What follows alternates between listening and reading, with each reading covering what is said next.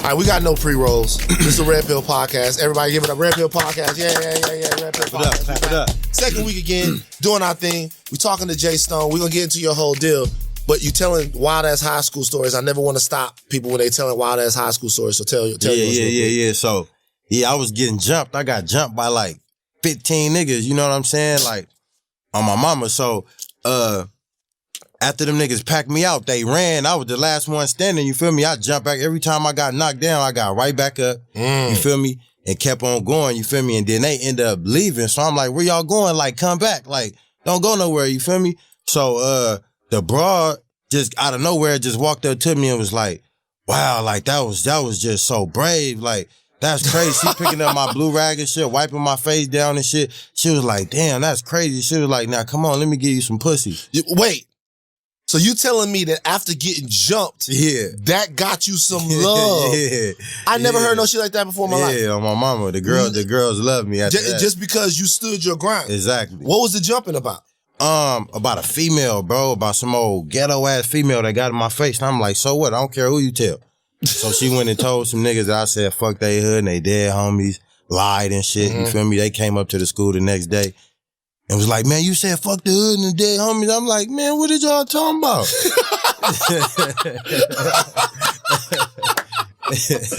So it goes down. Let me ask you a question, because we used to have this conversation back in Baton Rouge. Yeah. When you in the situation and you getting jumped, you getting crowded, as we call it, what's your strategy? Do you pick out one guy and just make him the more? Or you fighting everybody? I mean, swing hard. Swing your hardest, try to just, you know what I'm saying? You got to bob and weave. You got to tag one person, then get to the next person. But if you find one that, you know what I'm saying, that you good with, you probably ain't even going to feel nobody else because you're going to be so into him and your adrenaline is going up. Yeah. You ain't really going to be noticing that you getting jumped right then and there. You probably know afterwards. Right, afterwards, yeah, when your face all lumped up and the pain start coming in. Yeah. But when it's happening, I don't think you actually like, damn, I'm getting jumped. Well, you're going to be like, damn, I'm getting jumped. But you just like, fuck it, here it go. Like, How old were you in this situation? I was like 15. So like 14, 15. 14, 15. Having that type of situation, how many times in your life would you say you had been through something like that at that point? Not like that. I ain't never got jumped by that many people. You know that was a special situation. Yeah, that was a lot. Right. You know what I'm saying? But just like kind of growing up, what's your hood? Where'd you grow up at? I grew up on Crenshaw and Slauson. Crenshaw and Slauson. Yeah. So that wasn't something that wasn't crazy to you. That wasn't unfamiliar to you. That type of energy. Nah, because I was the one. We was jumping niggas. You feel me? Like, you feel me? So it was like, you know, I didn't get the short end of the stick. Like, that shit happened. You feel me? Like, you know, that was the only time that shit happened. Well, something recently just happened at a show. You know what I'm saying? I got jumped, you know, by some niggas at a show. What was that about? About some bullshit, man. I thought they was trying to get my chain. You feel me? That's what I thought. But, you know, it was just some niggas hating, man. You feel me? Because I'm somebody from where I'm at. So, yeah. The whole hood know you. So how do you deal with that now? Like, how do you move it? Especially, we gonna get into your story and to your tape that just came out, your album that just dropped, and tell everybody about it. But the first thing I want to ask you is, are you okay? Yeah, I'm good. And the reason why I'm asking you that is because, you know, all of us, in a way, lost somebody this year, but you lost somebody that was your best friend. Yeah. That was your day one. Like your tell them the name of your album that just came out. It's called The Definition of Loyalty. The Definition of Loyalty. Yeah. And the very first song on the album, when you listen to it, dope ass album, by the way. Y'all gotta go stream that, buy that, cop that, do your thing. It's a classic, man, but already. The very first thing is Nip telling an entire crowd of people where y'all was at. Right. Where were y'all at? Doing. Yeah. He's talking about how you is his engineer. He was engineering me and I was engineering him. Mm-hmm. Yeah. More than that though, he said you his day one. Yeah. Like he wanted everybody in that crowd that was going to crazy. Know, And you know, that was crazy for him to even do that and say that. You feel me? Cause like he didn't even have to do that. But like, you know, that's Nip being 100, so genuine, you feel me? And really like caring about his day ones and shit like that. You feel me? He like took the time to do that shit. You feel me? So losing somebody that close to you, man, that's gotta be hard, bro. That shit hurt. Yeah. That shit hurt. Like, it get harder each day. You would think it get better each day, but it's like each day you still dealing with it, and the situation don't get better because he ain't coming back. Like, you feel me? Like, Like it's just crazy. He just had a son, you feel me? Like he was just establishing this shit, you feel me? So how does it for you picking up and you keeping going? What was it like what is it like to have the whole world be grieving? Because you say it in the song. You said Obama wrote a letter to you. Yeah. Stevie sung at your funeral. You talk about it in the rhymes. Yeah. But the whole world is grieving. The whole world is going through something. I was cutting up on TV, getting all of my feelings. Everybody was. Yeah. But then that's your man. Yeah. So was there a part of you that wished that there was somewhere you could go to maybe even get away from it, or because I lost cousins and brothers and all of that stuff like that. Yeah, I lost a brother too. I don't have to see it on the news. Yeah. You know what I mean? So So what was that? Constant reminder every day. Constant reminder every day. And then I try to stay off of social media too. Like in the beginning, I express my feelings here and there. You feel what I'm saying? Cause it's a form of expression at the end of the day. But it's like on my timeline, it was just so much of it. Like, I felt the love, but then, it was disrespect, it was love, and it was people clout chasing, people doing too much. So it was just like, a headache. I had to get away from that. And even going outside, driving down Slauson, seeing all that, that shit hurt. Like it ain't easy. Yeah, a nigga do gotta step away from that. I feel you. Was it anybody, I'm sure there were people how'd you feel about, because there was something that was going on, to where I feel like people were doing this. I'm not coming at anybody who was doing this. Yeah. We're keeping it positive, but I feel like people were doing this out of love. But at the same time, it was a little weird to me. People would post text messages that they had with Nip. Yeah. And me and him had texted a couple of times, but it wasn't the point to act like I had respect for him. I know that he had love and respect for me, but it wasn't the time. I had more than respect for him. I admired him. Yeah. But it wasn't the time to act like we were best friends. And to go on social media and be like, yo, I knew Nipsey Hussle. You know what I'm saying? You know what I'm saying? Yeah. What did you think about that entire deal? Just me knowing him and knowing what we been through and what we came. You know what I'm saying? Like how we came in this shit, you feel me? So it's like, I remember when it wasn't nobody. It was just me and him. You know what I'm saying? In the lab. You know what I'm saying? A couple people pulling up. You know what I'm saying? To all these motherfuckers popping up now saying, oh yeah, we've been knowing you. Oh, we've been down with you since day. Oh, we've been there. I ain't never seen y'all.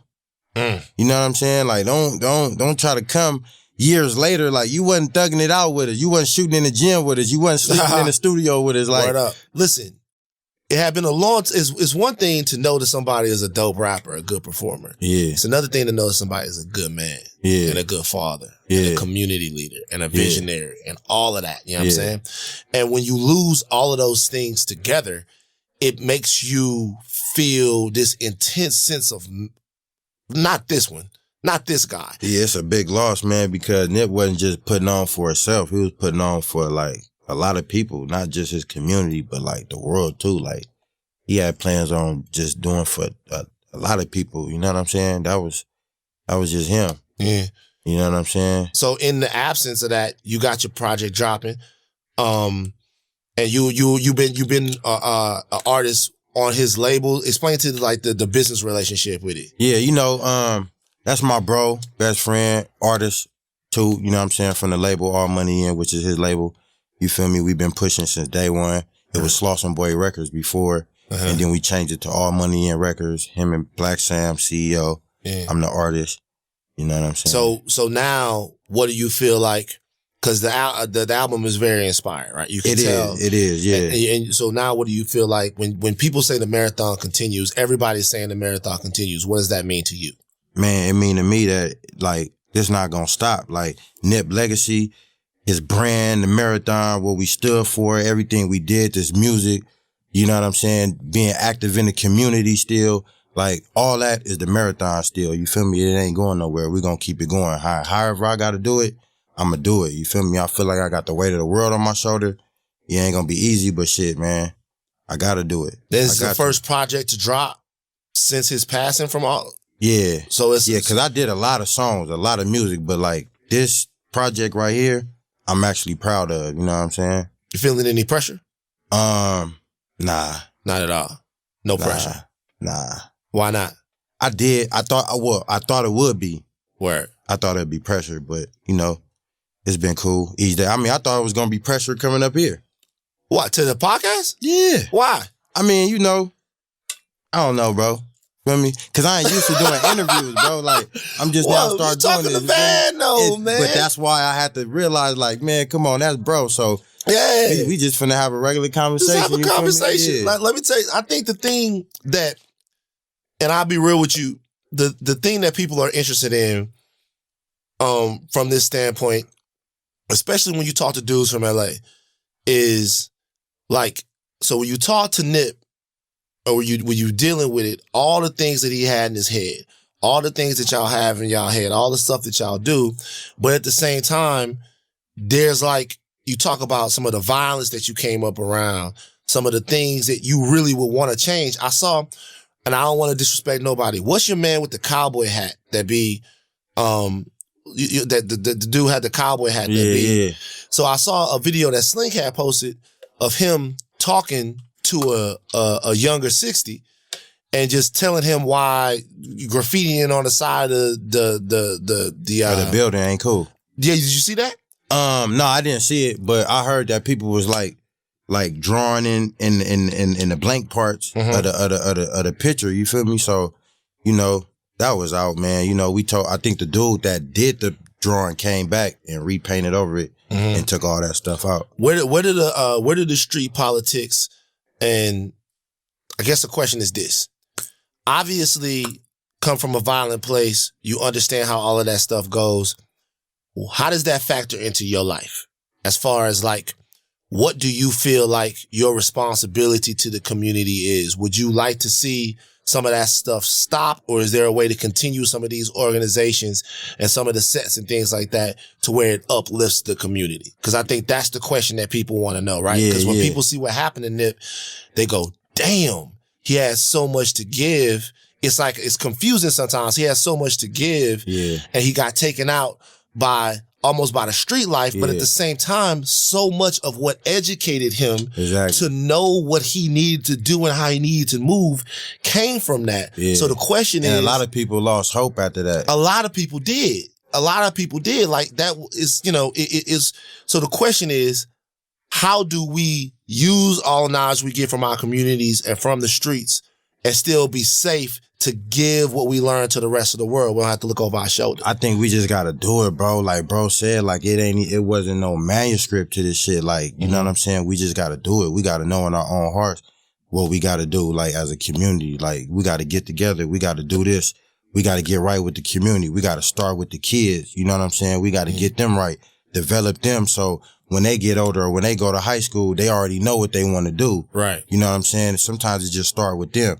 Yeah. You know, because they look up to y'all and they have so much of it is going on. It's in their minds and stuff like so that. They got to know that they got opportunities that we didn't have when we was coming up in high school. We didn't have that many opportunities and shit like that. You feel me? Like, didn't nobody teach us to be self-made and own our own business and do this and do that. So my brother, we just learned that. Yeah. Like, so, I mean, to be real with you, I know 10-year-olds talking about that they want to own their own business. Ownership is a new conversation. But it's an old conversation. It's an old conversation. They've been having that shit back before the 1800s. Yeah, I mean, for real. Like, it was, and it's a weird thing because Black Americans, we came along and then we owned our communities, we owned our hoods, and then somewhere along the lines, we forgot that was important. Yeah. And now, after seeing people who are talking about ownership, even to see what Nip did by buying that whole the parking lot by buying that place people used to run them out of, it's important to be able to craft your own narrative through ownership. Yeah. And that's very, very important. Yeah. So, I mean, I guess what I'm asking is because I had Glasses Malone on. You know Glasses? Yeah, yep. Shout out to G Malone. That's my guy right there. Yeah. Man, let me tell you something about Glasses. this nigga Glasses, bro.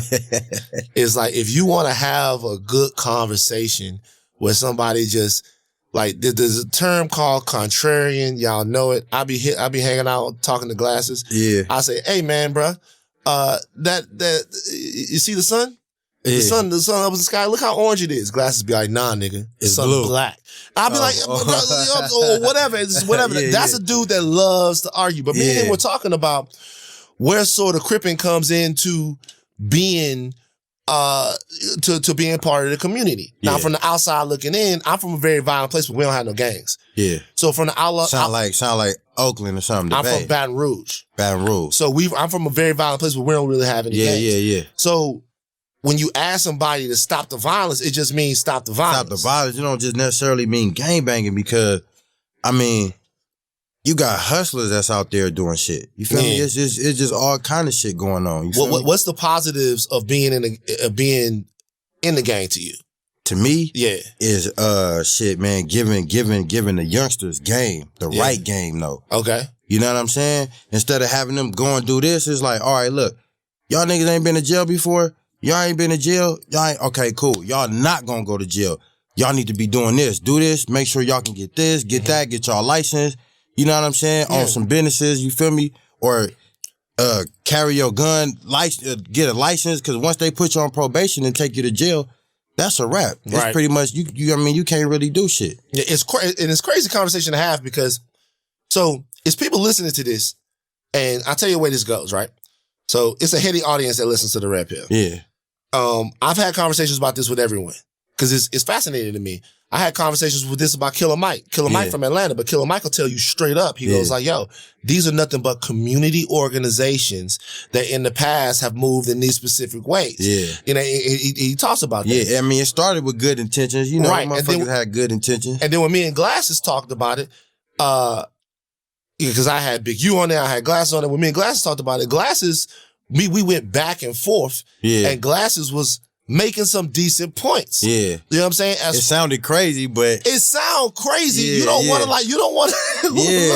Look, it's going to come... It sound crazy, but he's talking about a way of life that's so natural to him. How old were you when you first got down? Shit, man. 13. So it's pretty much all you know. Yeah. And it's been what for you? What would you say it's been for you? I mean, shit, it's like, all right, LA versus like Atlanta or Dallas or something like that. The young niggas that be growing up there, they think about the shine. They think about, you know what I'm saying, the drip, having money in their pocket. Like, by the way, y'all, Jay Stone, when he's with that jingling that you hear, I got two little necklaces on that I got from like Top Man. One I got from my homies. I got two little ones too. Nah, man. He don't have no two. I left the big thing at Every home, time rappers come in here, they shine on me.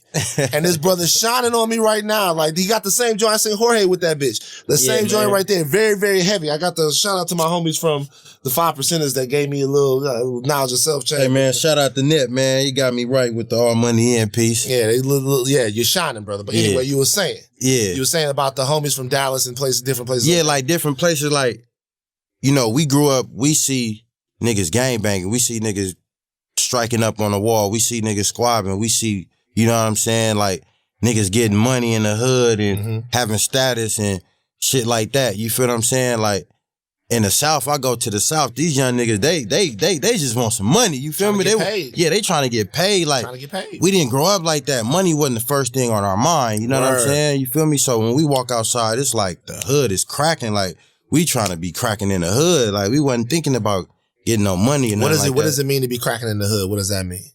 I mean, shit, doing everything that you ain't supposed to be doing. You feel me? Well, I'm just saying, like, I mean, getting your name up, getting your status up, getting your reputation up. It's stripes. And, hell yeah. And then you don't necessarily got to shoot nobody to have a good reputation in the hood. Like, I know motherfuckers that ain't shot nobody. I know motherfuckers that just know how to fight. Yeah. And got hella respect in the hood. Right. And ain't never even touched a gun, but these niggas got hands, you feel me? He respected like that. You know what I'm saying? Don't you, the way Nip was respected in the hood, respected for doing things that everybody knows is positive. Do you think now on the hood level he was respected, streetwise, book smarts, you know what I'm saying, corporate wise, everybody, like, you can fuck with him, you know what I'm saying? Everybody can, not just the hood, you know what I'm saying? Like, shit crazy. So do you think now though that it's gonna be brothers that's gonna look to get their respect in the hood maybe in a different way because they saw how much respect he had? I believe so. I believe. How would you like to see people want to get respect? I believe he inspired a lot of people to change a lot of their situations or just a situation. It don't even got to be their situation. It could just be a situation. Yeah. Oh, I don't like how this going on for these people over here. It's looking bad over there. Let me try to change it for them. You know what I'm saying? Or be selfless a little bit. Yeah, because I remember Nip a long time ago, even like way even back then before the Crenshaw mixtape, like he put the homegirl daughter in daycare. You know what I'm saying? Like he didn't have to do that, but he did it. You feel me? She didn't even ask him to do that. She was just talking. They was having a regular conversation, but just him being who he is, you know what I'm saying? He just did it. What's your favorite story, if you remember back to something? Because he was your friend. Is there a story that you could remember that was your favorite story from Nip? Oh, from Nip? Yeah. Man, we got a lot. Together or just a story from him? Story from him. Any, like, whatever. Like, something that makes you smile when you think about it. Man. That's a lot, bro. I could tell. It's so many. You feel me? Like, shit. Don't get nobody in trouble. Start? Yeah. Nah, hell no. I ain't gonna get nobody in trouble. Hell no. Hell nah. But because everybody got like I mean, for me, man, like I remember I didn't realize he was following me on the gram, you know. I didn't realize he was following me. So I put something up and I saw him comment on it. And I was like, oh shit. Yeah. And so then I DM'd him. And I was like, yo, man, I'm a big fan. Like, and it was true. Now, I'm gonna be honest with you. I had not been a Nip fan that long, maybe 3 years. Yeah. Because Letty and all of those, shout out to Letty. Yeah. Letty and all of those people are big fans, right? Yeah. And so then he hit me right back. And we started talking. Yeah. And then I was like, yo, I remember my nigga be like, yo, bro. Yeah. That nigga Nip is cool as shit. That's crazy. You know what I'm saying? I see. Hey, I remember one crazy story though, not to cut you off though, now that I can remember. Because there's so many of them. I had to tap into one. But like, I remember I seen bro jump on a skateboard, right? So he like, I'm looking, I'm like, bro, you don't know what you're doing. He like, no, I really do. like on the hood, like I really do. You feel me? Like, and Cuz started doing tricks and shit. I'm like, damn, that's He knew how to skateboard? Bro knew how to skateboard, bro. Like that nigga was like 6'5". What you do up a tall ass dude up on the skateboard? I knew what he was doing though. Like, how did he learn how to skateboard? And I don't know. I wanted to know. You feel me? Like hanging out with Wayne and them. Probably nah. This is probably something he was doing like probably young as a kid. You feel me? Mm-hmm. All right, we're gonna stop real quick, pay some bills, man. Get back to Jay Stone in a second. Guys, remember the days when you were always ready to go? I remember those days, man. Always ready to go, getting it. Increase your performance and get that extra confidence in bed with BlueChew.com. Blue Chew, that's blue like the color, brings you the first chewable with the same FDA-approved active ingredients as Viagra and Cialis. Take them anytime, day or night, even on a full stomach. Since they're chewable, they work up to twice as fast as a pill, so you can be ready whenever the opportunity rises. You guys know what we're talking about when we're talking about taking these pills. If you could benefit from some extra function and more confidence where it counts, Blue Chew is the fast and easy way to enhance your performance. Blue Chew is prescribed online and ships straight to your door in a discreet package. No in-person doctor visits. Of course, that can be embarrassing. No waiting at the pharmacy. That's even more embarrassing when you go up there and the lady at the pharmacy knows what you're getting the pills for. It's embarrassing. It's discreet packaging, no more awkwardness. They're made in the USA. And since Blue Chew prepares and ships direct, they're cheaper than their pharmacy. So look at this. No embarrassment. It's cheaper. Don't have to see the doctor. It's amazing. Visit BlueChew.com and get your first shipment free when you use the promo code PILL. That's PILL. Just pay $5 shipping. That's BLUE Chew.com. Promo code PILL to try it free. One of my homies, we had a conversation a couple of weeks ago. Just go ahead and get the Blue Chew. You know who you are. I'm not going to say your name, but I can't have you embarrassing the crew back home, putting these bad things out. Get the Blue Chew. You know who you are. If you don't get the Blue Chew, on the next red pill, I'm going to say your name because I don't want to hear these struggle stories anymore. We too old for this. Just get the Blue Chew and fix it. Everybody, Blue Chew works. Support for today's show also comes from Bevel. For a limited time, take 15% off your next shipment with Bevel. Head to getbevel.com/pill. Get your Bevel shave system or Bevel skin today at Target.com and in store, Amazon, and getbevel.com/red pill. The promo will automatically be applied at checkout. This offer does exclude the Bevel trimmer. That's GETBEVEL.com/red pill. Getbevel.com/red pill. Of course, we support Bevel, black owned, have your lineup looking crispy. So go out there, do your thing. Support Bevel. So now you got the album out. You got Dom on it. You got Game on it. Yeah. Who else you got on it? I got Wale on it and Snoop. Wale. Shout out to Wale, man. Yeah, shout out to Wale. Snoop. He got a good album. And that song is fucking crazy. Like Wale dope. Yeah. Wale amazing. So what was it like? What was the process of getting those? Are some big features. What was the process of getting those guys on it? Well, Wale, he was cool with my DJ. My DJ be lining this shit up. Like when he come to LA, my DJ line him up and shit. So I mean, like cut his hair? Yeah, cut his hair. Not you thought I was talking about squabbing? I'm like, yeah, like I'm like, you heard line it up. I'm like, wait. Yeah, so line it up. So every time Wale touched down, your DJ just beat his ass. I was like, yo, what the? Right.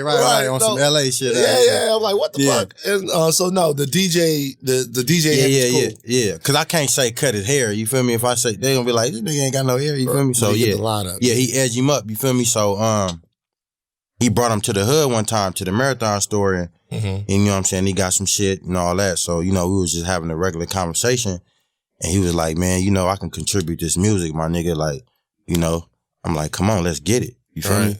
You know, and then Game and Nipsey, that seemed like they had a real close relationship. Yeah, they was cool. So but me and Game is cool from that long time ago. Like me and Nip out there hustling, selling our CDs and seeing Game and pulling up on him like, nigga, we do music. Like, you feel me? He like, man, I know about y'all niggas. Like, keep doing y'all shit. And then I went to jail and then Game took Nip on tour. Yeah, that was a big deal when he took Nip on tour. Yeah, that was a big deal. You feel me? Huge deal. So from the outside looking in, like, you know, when I was growing up in Baton Rouge, like when we would watch the movies, it would be Bloods against Crips. Yeah. But then when I got here, it was confusing because I would see dudes that I knew were Bloods and knew were Crips, and we be all hooping on the basketball court. Hey, shout out to Nip and YG, man. Them niggas set the trend, man. I'm saying, like, and Nip and YG so close now. Them niggas set the trend for that. I'm gonna keep it 100. So, talk to me. I mean, you can say Mac 10 and Dub C back then, you feel me? Cause, you know, one Inglewood, one neighborhood, you feel me? So it's like, they weren't supposed to be getting along, but they was getting along, but that was just them. Mac 10 didn't bring 20 of his homies and Dub C didn't bring 20 of his homies, and it's like, oh, how we gotta figure this shit out, you feel me? Like, you know what I'm saying? Nip and Jizzle did that, you feel me? And you feel like that really went a long way to kind of squashing some of that energy between. Hell yeah, cause it made niggas like they all, like, certain blood niggas always want to do business, not even just rapping, but just want to do business or hang with certain niggas. But it was like, damn, I mean, but do it look good or is it good or what niggas feel about that? Cause I know how I feel about it. I want to do it, but what niggas, you know?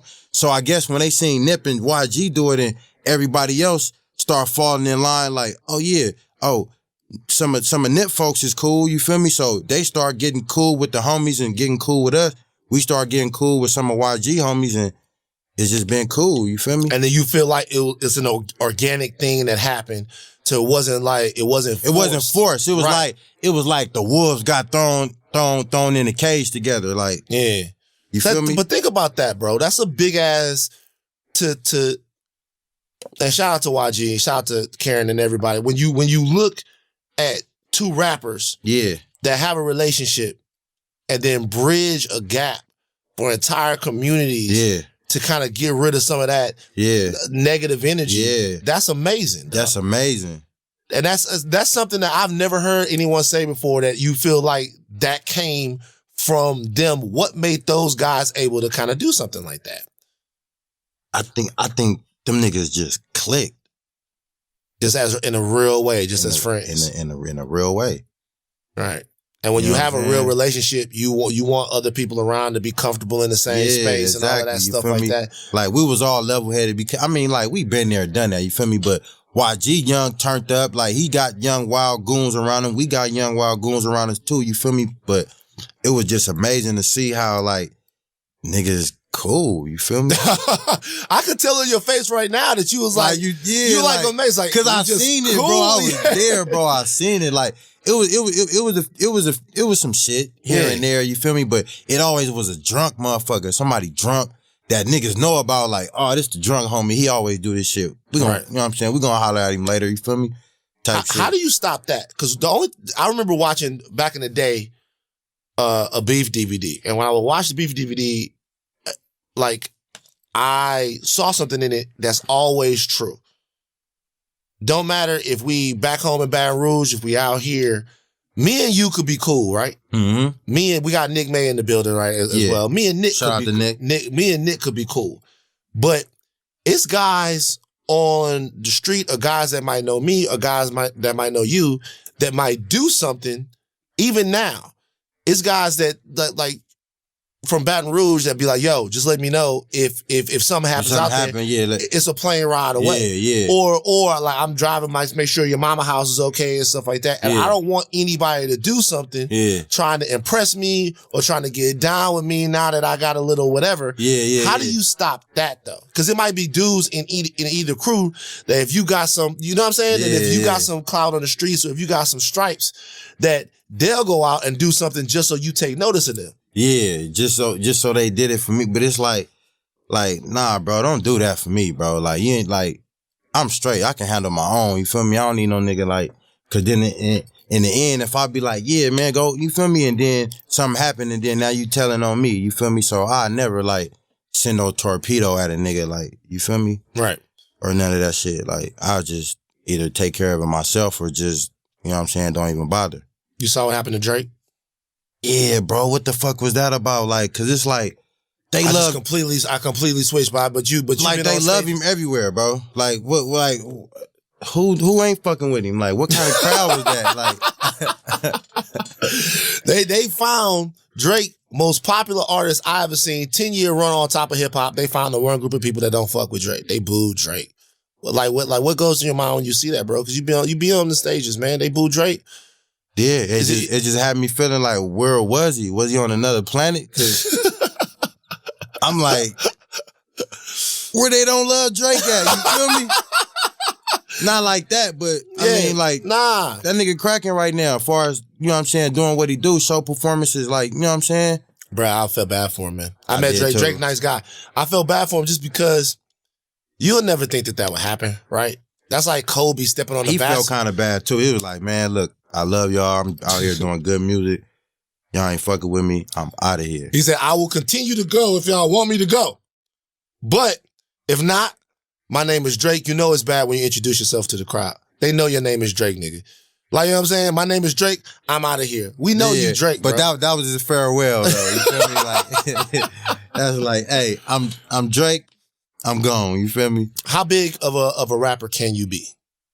How big do you Who knows, bro? I don't think any rapper knew how. I mean, they knew how big they wanted to get, but I don't think they knew it was gonna actually happen until it happened. Like, I didn't know this album was gonna get received the way it did. I mean, I knew it was a good album. And I knew people was gonna fuck with it, but I didn't think that people was gonna actually fuck with it. Like, they fucking with it. They fucking with it. They fucking with it. Fucking with it. They fucking with it. You know what I'm saying? Straight up. Right. Yeah. So do you have, I mean, what do you want from hip hop? I want to contribute to hip hop. You know what I'm saying? I want to contribute to hip hop with authentic stories, lyrics, and good music, man. Good production. You know what I'm saying? And I want to lead somebody somewhere. I don't want to lead their ass into a wall. Right. Like some of these rappers, you feel me? So now that I got their attention, you know, I just want to kick the right shit. You think anything you say, like some of these rappers, you think that there's anything that you see that's wrong with the game? Yeah, the game do need to be tightened up. You know what I'm saying? But the game shifts. Tighten up how? Need to come back to the West. Need to come back to the West. Need to come back to the West. You feel me? Nah, not like that, but I feel like the West Coast cracking right now, though. Yeah. Hell yeah. Think about it. We got it. You got Vince, we got YG, Game, yourself. You got like even Tyler and them. That's all West Coast. Yeah. You know what I'm saying? That's all West Coast. RJ. Shout out to RJ. Yeah. You know what I'm saying? So like you got all y'all. I feel like the West cracking right now. Yeah, West cracking.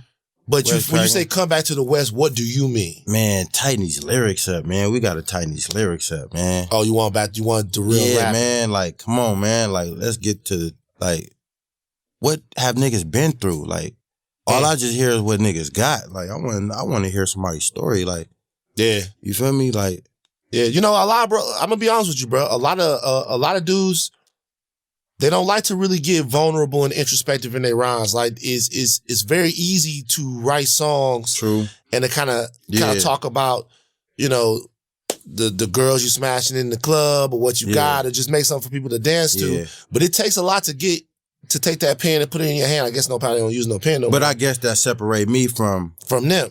Because that's what your album is. Exactly. It's really, bruh, it's emotional. Like, it's coming from, like, you ain't like that. Look, like he say, I ain't emotional, nigga. No, but it's emotional. It's got depth to it. It's you talking about. Somebody just hit me up on Instagram today, was like, man, this album got me emotional, but it got me happy. It took him through a journey. Like you said, it's a journey. Yeah, I said that before we started talking. It's a journey. I'm gonna be real. Like, I hadn't really listened to very much of you before, but I was gonna have you on. Look, we had an awkward meeting. I'm gonna be honest with y'all. I was shooting a stand-up for Central Live, a show that I'm on now. Guess what, niggas? I got a job. Bye. And Jay Stone comes by. All you haters, fuck all you haters out there. Yeah. You know. And so, like, he comes by and he gets out your blah, blah, blah, blah. And Nick, let me tell you, Nick thought, so I'm gonna be, this is the way the story went down. So I wish this was recorded, man. Like I filmed. Right, yeah, this is the honest way the story went down. So me and Jay started talking and he goes, yo man, I want to say what's up. And I said just instinctively, like, why? I wasn't trying to be. He did. I'm like, this nigga probably ain't even gonna know who I am. But I'm like, once he figure it out, he gonna put two and two together. But I know you was doing your shit. I was just doing the show. When I said why, I thought maybe you wanted to come be on and do the stand-up, right? And then when we started talking, I went, oh shit, I know exactly who you are. Yeah. And we back and forth. Exactly. We talked about coming to do this. And then afterwards, Nick comes up to me. Nick goes, hey, bro. Yo, why you disrespect homie like that? I'm like, what? I was like, the nigga said he wanted to say what's up, and you said why? I'm like, Nick, I didn't mean it that way. I didn't even hear you say why. Cause you So now I know. So now I'm finna take it. As disrespect now. Cause I'm fucking with you. But damn, you hit me with the why, bro. It wasn't like that. But I'm gonna be honest with you. No bullshit. Nick was concerned. Yeah. Nick was like, say, bro, I just want you to know, bro. Maybe you ought to clean that up a little bit. I was like, bro, I didn't mean it like that. Nick like, hey man, it's all good. Like I got you, bro. I got you. Niggas like, I got you. Yeah. So how you meet Nick, bro? Through the Nick May. Say what up to the people, man. What up, Nick? Say what's up, man. Nick. So we was talking about Nick last. Nick, how you meet Nick, man? Through the neighborhood, man. Just being in the neighborhood. You feel me? He be really be in the neighborhood like that? he be over there where we be at. Really though? Y'all accept this nigga in the neighborhood, bro? He's good, bro. He's good. Nick Niggas good? got a problem with Nick. They got a problem with me. What? Like that? Like that. Damn. Because Nick be talking. Y'all know Nick. Yeah, Nick is Hollywood royalty. Nick's sister is Ava DuVernay.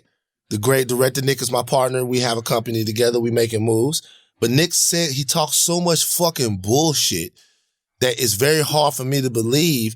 Nick, he'll say something like, no, we can go, I'm good there. And I'll be like, nah, nigga, we gonna go down there. Yeah, like we gonna go down there, niggas gonna fucking kick our knees in and shit like that. But nah, Nick good. Man, Nick good. What does it take to be good? Let's say you're not from, like, I'm not from 60s. Don't trust everybody you good, cause you'll be good and that nigga get slapped. You be like, nigga, how I'm good, nigga. They just slapped your ass.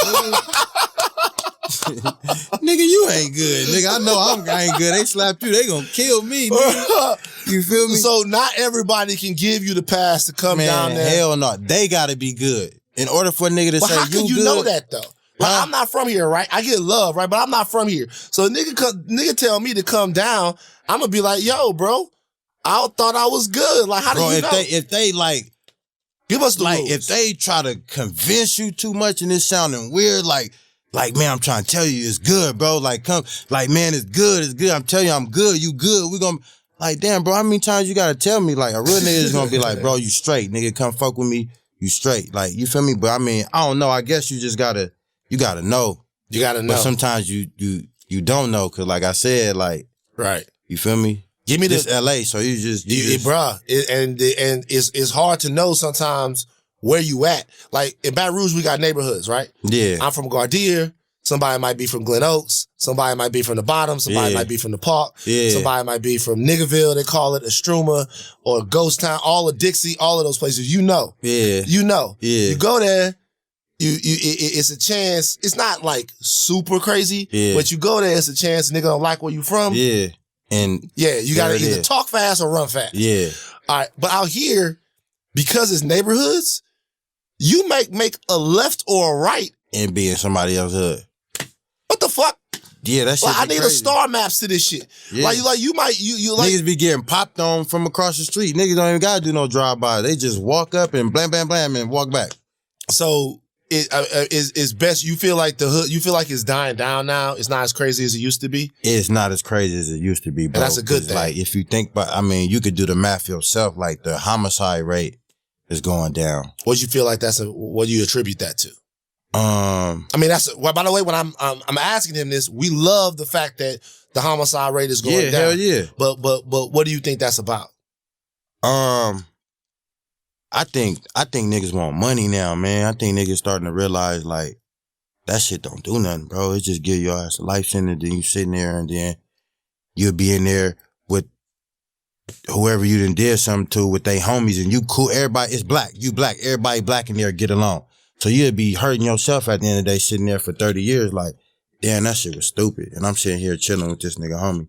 I'm best friends with this nigga homie. You know what I'm saying? You said you went to jail. What was that about? That was about like, you know, going to the county jail. It's like, you don't know where you gonna end up. And then going to prison. Like I went to prison too at 18. You know what I'm saying? Life lessons, bro. Yeah, I was the youngest nigga in there. You feel me? So, but my older homie that was in there, they didn't have me doing like no bullshit. Like, cause I had a different mind. Like, you feel me? But like, how long was you down for, if you don't mind me asking? The first time I did 2 years and 10 months. They gave me 3 years. I ended up doing 2 years and 10 months. What did you learn from that experience? Shit, man.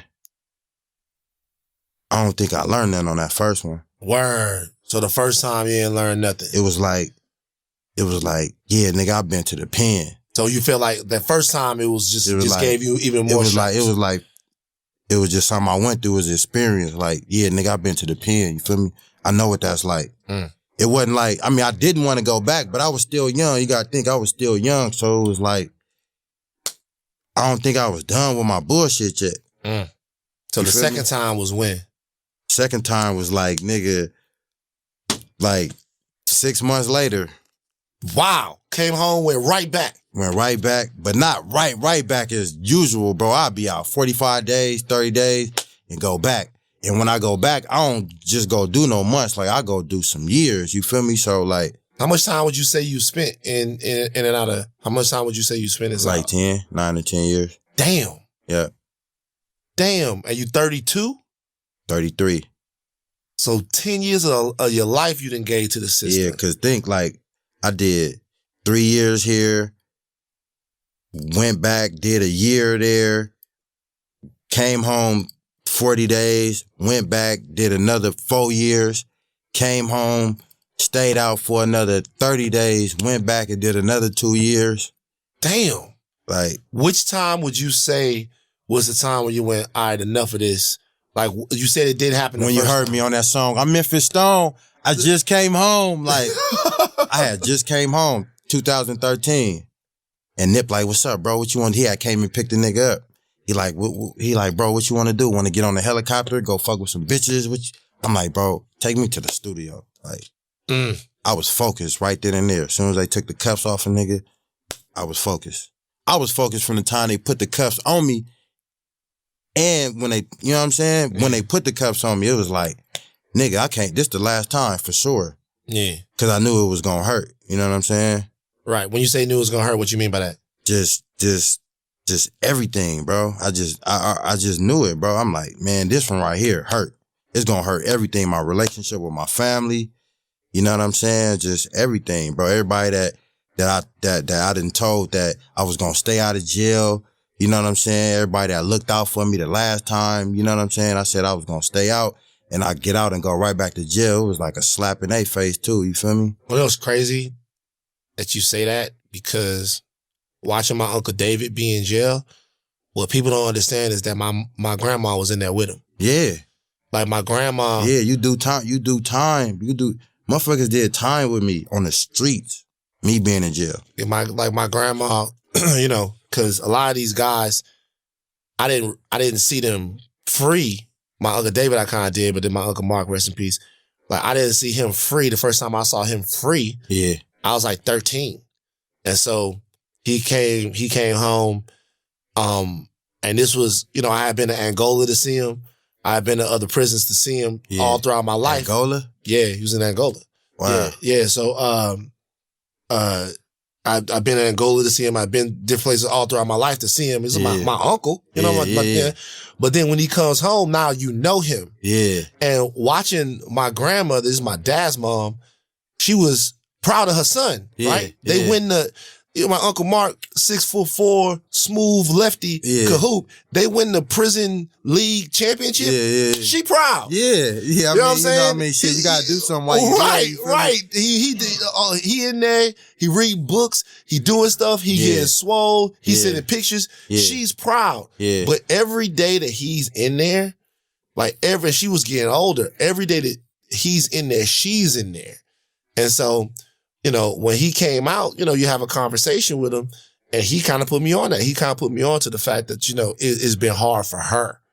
I'm glad that I'm free and she could give me a hug and she could be around me. And he goes, that's enough to make me want to stay out and not go back up in there anymore. Yeah. And that's kind of the same thing you just told me. Yeah, that's what I meant by it was going to hurt. Yeah. It was going to hurt me and them, like, you know what I'm saying?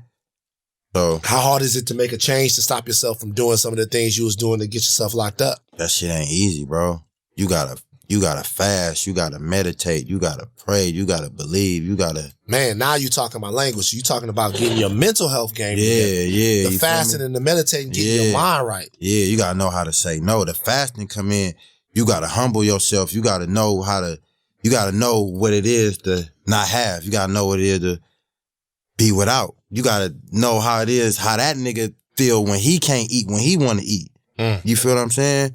So that'll humble you, like, you know, it just. So you feel like fasting, kind of having an empty stomach and the hunger, like, brings you back to your base level of humanity in some way. Like, you know. Of course you do. You're not feeling like a fat cat no more. You know there's other people. It's supposed to, if you mindful of it, that this is what you're doing it for. When did you start fasting and meditating? I'm gonna say 2011.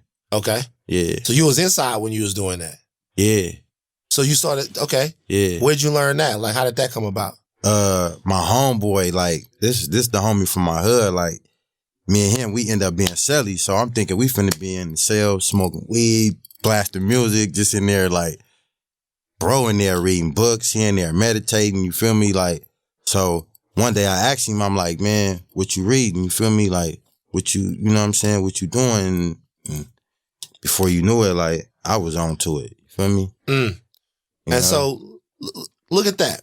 So you go in, you start fasting, you start meditating, you start dealing with some of the things that's in your mind. Yeah. You come out, and then you don't go back. Yeah, I know. I knew what I wanted to do. Yeah. Damn.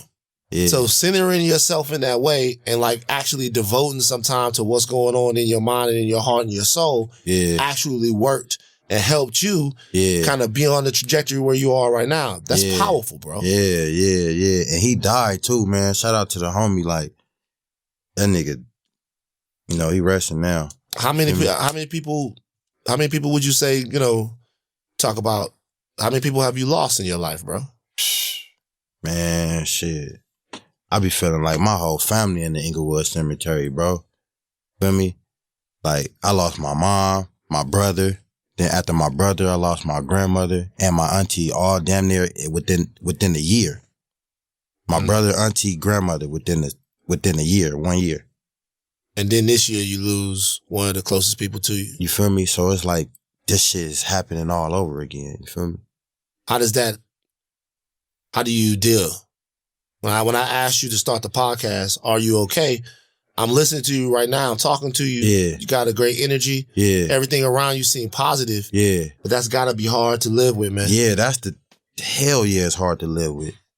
I probably ain't gonna never get over this shit, bro. Never. Because I know that ain't how shit was supposed to end. We had plans. We had shit, man. We had shit to do, bro. We had a mission. So it's gonna fuck me up even 40 years from now because I'm gonna be thinking like, what the fuck? Wherever you at, he was supposed to be there with you. Yeah. And wherever he was at, I was supposed to be there with him. Period. Like, you know. So, it got real heavy. Nick texting. Nick, there's some good shit we getting into right now. Who you texting, bro? Who could you possibly be texting right now? It's so much bullshit, man. You want to do acting or anything like that? You want to be on the screen, bro? Yeah, I did a movie before, like a little. Which movie? What was it? A little independent movie. It's called The Power of Love. It got Vivica Fox in there. I don't know. What? Yeah. Nah, I haven't heard about this. So like, what? Tell me who Vivica Fox. You met her? Yeah. She was cool. Who's else in the movie? Vivica Fox, Joe Torre. Oh, okay. Yeah. No, I didn't see that. Yeah. When was that out? That shit came out the day I came. I mean, the year I came home, like the first week, I was filming the movie. Like soon as I came home. How the fuck you go from being in jail to the first week prison, and then first week you on set with? I swear to God, that's why on the song when I'm like, fresh out in the money killed the movie role. I didn't know what you was talking about. I'm like, what movie? But exactly. I'm like, what movie too? Right. It came out. It ended up coming out. It ended up coming out. Yeah. Not on theaters though, but like DVD. So, but you like that. Shit. You like that experience. You would like to do it again for sure.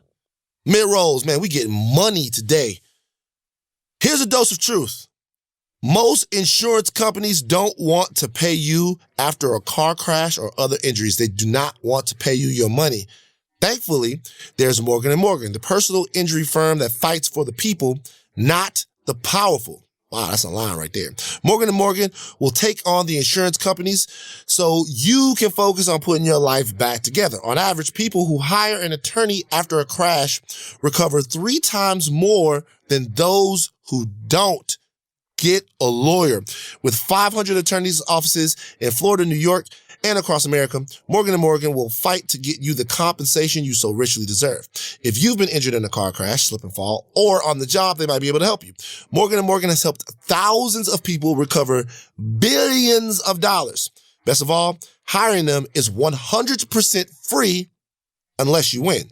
Then you gotta pay something. For a free case review, visit forthepeople.com/pill or dial pound LAW on your cell phone, pound 592. That's forthepeople.com/pill for a free, no obligation consultation. There's only one Morgan & Morgan.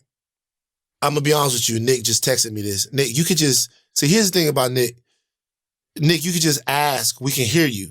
Nick wanted me to ask a great question. Yeah. The question is, what song on the album means the most to you? I don't know why you would text me like, yo, my nigga on the clip. Like, we got a good, first of all, what happened to your eye, bro? Nick got a red thing in his eye. Somebody punching your shit? No.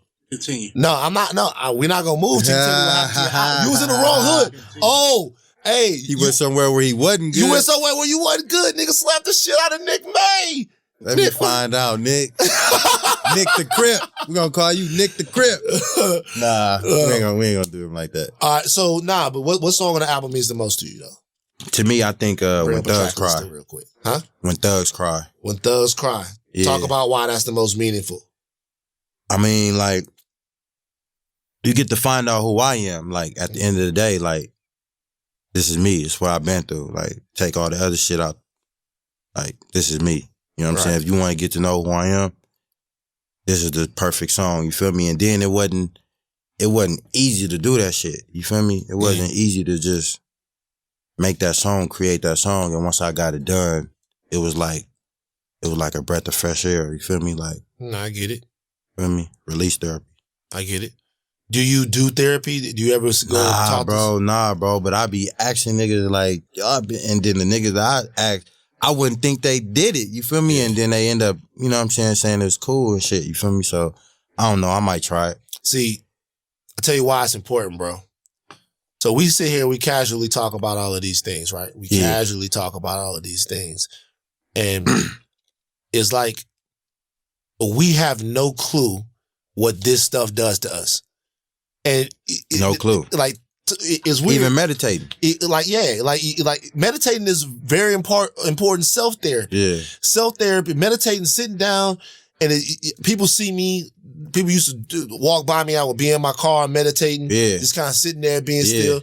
Like, that's very important. And when I'm meditating, you can't even talk to me. I won't even answer you. Deep into it to where you almost feel like you're floating. You just your brain is blank and you just receiving the energy. Man, I was meditating one time, man. My daughter was fucking with me. I was not saying nothing to her to the point where she went and started meditating with me. Yeah, she just fell in line. She must have felt the energy. Like, how many kids you got? I got quite a few. Well, what's that? Man, hey, look, that album Definition of Loyalty is out right now. So I'm gonna ask you this then. For your kids, like, you on a good trajectory, right? Yeah. The career is going well. You seem to be addressing yourself mentally. You know, you're doing things, you're taking care of yourself. We're going to talk more about the therapy. I think the therapy is very, very important. I think so too, man. I'm going to try it though. The therapy is very, very important. My last question to you is going to be, what do your 35 kids, what do you want them? What do you want your children to learn from your life? Because you've been through so many things. You're still going through them, but you didn't battle through them. You know what I'm saying? And now your name's starting to ring out, you know, with the album. What do you want your kids to learn from your life? Man, like, I just don't want them growing up the way I grew up. I want them to just, like, really know, like, I got them, bro. Like, they ain't got to worry about nothing, really, you feel me? Because I didn't have a father with me, you feel me? Like, I was raised by my auntie, you feel me? She did a good job, but, like, you know what I'm saying? I want them to be self-made. I want them to be, you know what I'm saying, self-taught, you feel me? I want them to grow up right, bro, have respect others, you feel me? Like, you know what I'm saying? Yeah. So just basically, you want to see well-adjusted. Yeah, I want them to do better positive, than I did. Yeah. Do better than what you did. Yeah, for sure. And that's why I'll be happy with that, like, cause I know, like, they gonna go through they shit. Yeah. They human. Of course. You know what I'm saying? They gonna go through shit, but I think me being there in their life, like, 100%, it'll help. You feel me? Word up. You know what I'm saying?